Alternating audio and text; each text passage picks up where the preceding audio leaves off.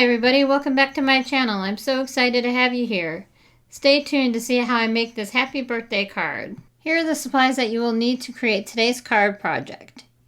Okay, you will need the Blooming Flower Bed stencil set from Altenew.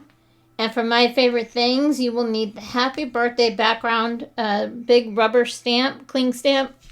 And then from Lawn Fawn, you will need the outside in stitched scallop rectangle die. And then from SimonSaysStamp, you will need the happy birthday basic box card. And then one more thing from Spellbinders, you will need the Leafy 3D embossing folder. And then I have a few inks from Altenew picked out. And I also have picked out one Distress Oxide ink, Lost Shadow. And those are the inks that we will use to create today's card project. Okay, y'all, let's turn down to the desk and open up the stencil. I've been playing with this one a lot lately, trying to figure out this card. I was struggling all week trying to figure out what I wanted to do, and I finally came up with the idea, as you saw at the beginning of the video, that wonderful card I made. So I can't wait to show you how it comes together. This is a great layering stencil set. It comes with 3 different stencils. I just placed the first one down there on top of my cardstock and getting out my mint tape to hold it down in place. And I chose to use my Altenew Crisp inks today. And I'm using some finger sponge daubers to help with the blending today because some of these are a little intricate, so I want to make sure I get all the areas filled in. And these are great for stencils like this. There we go. Just going in, filling in all the areas. And I chose to do 2 different colors. I chose this yellow color, the Warm Sunshine.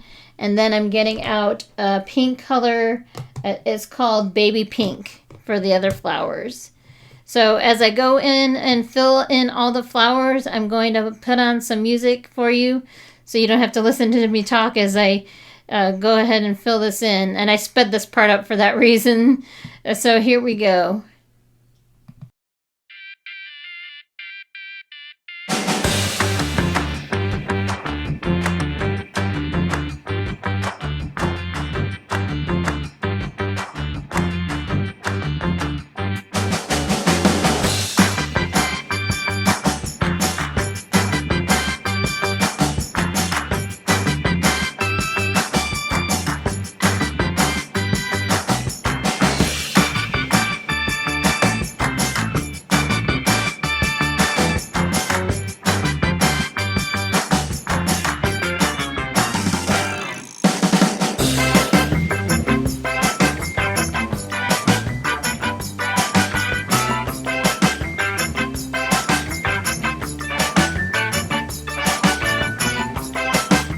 And now for the peel and reveal. Look at that background. I love how it came out. I'm so pleased with it.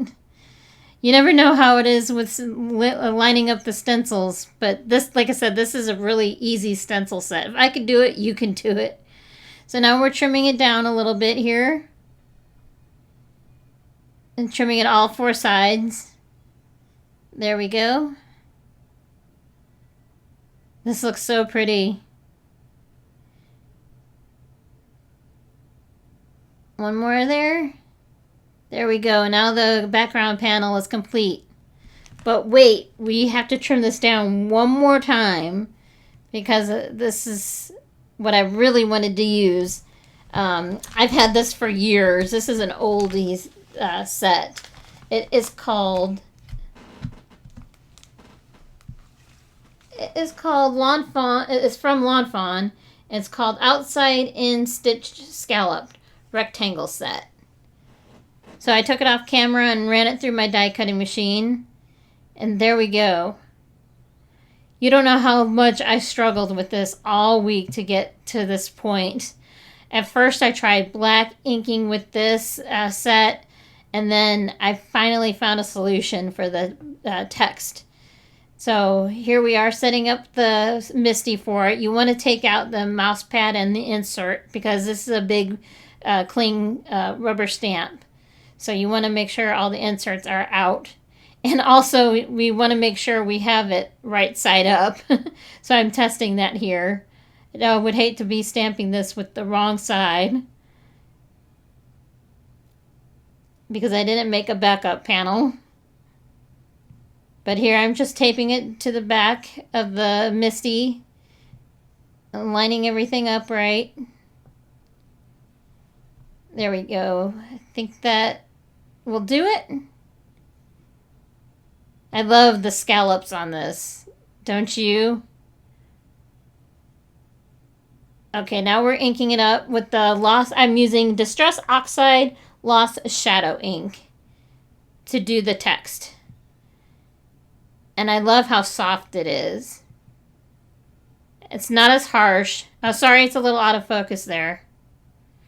It's not as harsh as the black ink that I was using in a test run before the video.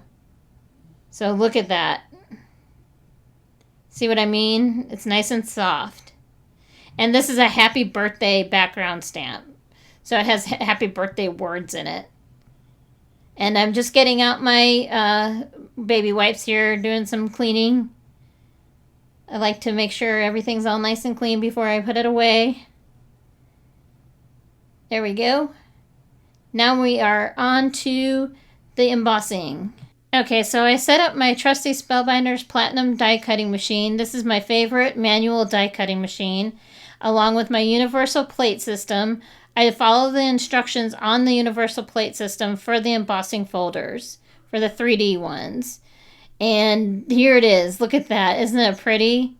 And check it out with the panel I just made. Oh, it came out so nice together. And now I'm just setting up to create the note card for today's card panel. There we go. This is an A2 size card.